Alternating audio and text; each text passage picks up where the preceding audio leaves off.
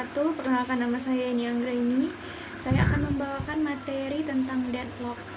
Adapun materi yang akan saya bawakan yaitu pengertian dari deadlock, contoh kasus yang ada pada deadlock, starvation, model sistem, karakteristik pada deadlock, dan juga cara penanganan pada deadlock. Baiklah, mari kita mulai materi yang pertama.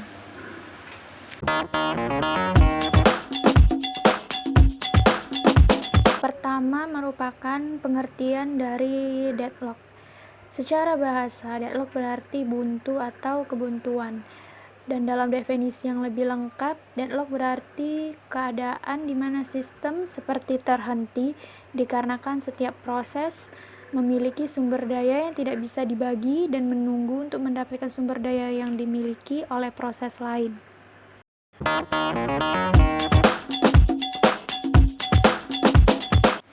Setelah kita mengetahui tentang pengertian deadlock, maka selanjutnya yaitu contoh kasus deadlock pada lalu lintas di jembatan. Berikut merupakan contoh ilustrasinya. Pada contoh gambar di samping dapat dilihat bahwa kedua mobil yang berada di tengah-tengah jembatan tidak dapat maju dan hanya dapat menunggu. Penyelesaian dari masalah tersebut ialah salah satu dari mobil tersebut harus ada yang mundur, sehingga mobil yang lain dapat maju. Mobil pada kasus ini merupakan proses, sedangkan jembatan adalah sumber dayanya.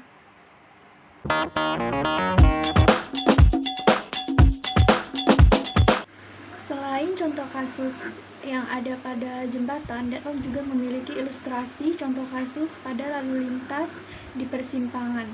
Berikut contoh ilustrasinya dan penggambarannya. Sedangkan pada kasus deadlock pada lalu lintas di persimpangan, terlihat jelas bahwa lalu lintas terhenti dan terjadi antrian pada 4 arah datangnya mobil.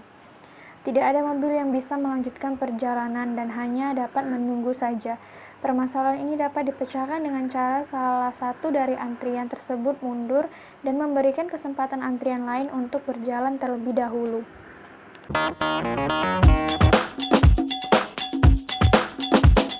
Starvation merupakan bagian dari deadlock, keadaan di mana satu atau beberapa proses terus-menerus menunggu kebutuhan sumber daya terpenuhi. Namun, karena sumber daya tersebut tidak tersedia atau dialokasikan untuk proses lain, akhirnya proses yang membutuhkan tidak bisa memilikinya. Kondisi ini merupakan akibat dari keadaan menunggu yang berkepanjangan.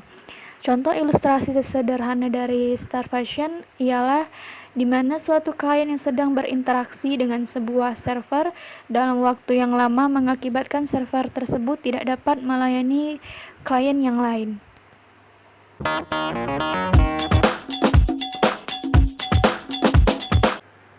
Berikutnya ialah model sistem. Maksud dari model sistem ialah pemodelan yang dibuat sistem dalam mengatur permintaan sumber daya oleh proses-proses yang sedang berjalan. Sebuah proses dalam melakukan penggunaan terhadap suatu sumber daya melalui langkah-langkah berikut. Yang pertama ada request. Proses mengajukan diri untuk bisa mendapatkan sumber daya. Proses dapat meminta satu atau lebih sumber daya yang tersedia ataupun yang sedang dimiliki oleh proses lain. Yang kedua, use. Setelah proses mendapatkan sumber daya yang dibutuhkannya, proses akan melakukan eksekusi. Sumber daya yang digunakan oleh proses sampai proses selesai melakukan eksekusi dan tidak membutuhkan lagi sumber daya tersebut. Yang ketiga ada release. Setelah memanfaatkan sumber daya untuk melakukan eksekusi, proses pun akan melepaskan sumber daya yang dimilikinya.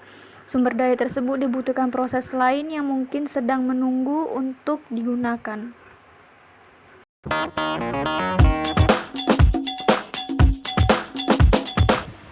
Selanjutnya kita akan masuk kepada materi yaitu karakteristik dari deadlock. Deadlock mungkin terjadi apabila keempat karakteristik terpenuhi. 4 kondisi tersebut yaitu yang pertama mutual exclusion. Proses ini memiliki hak pribadi terhadap sumber daya yang sedang digunakannya. Yang kedua halt and wait. Proses saling menunggu sambil menahan sumber daya yang dimilikinya.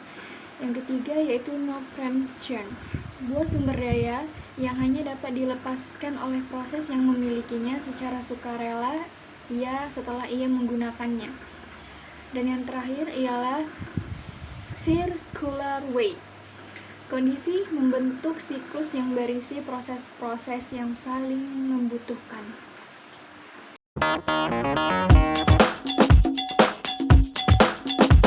Selanjutnya yaitu cara untuk menangani keadaan deadlock. Yang pertama ada pengabaian.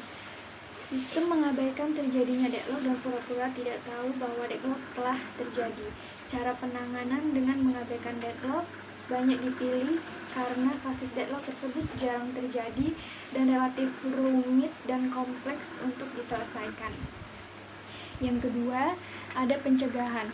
Penanganan ini dengan cara mencegah terjadinya salah satu karakteristik dari deadlock.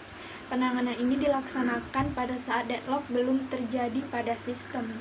Dan yang ketiga, ada penghindaran. Memprediksi apakah tindakan yang diambil sistem dalam kaitannya dengan permintaan proses akan sumber daya dapat mengakibatkan terjadinya deadlock. Dan yang terakhir merupakan pendeteksian dan pemulihan. Dengan mendeteksi adanya deadlock, kemudian memulihkan kembali sistem, proses pendeteksian akan menghasilkan informasi apakah sistem sedang deadlock atau tidak, serta proses mana yang mengalami keadaan deadlock. Baiklah, sekian materi deadlock yang dapat saya sampaikan. Maaf jika banyak materi yang kekurangan. Semoga bermanfaat. Wassalamualaikum warahmatullahi wabarakatuh.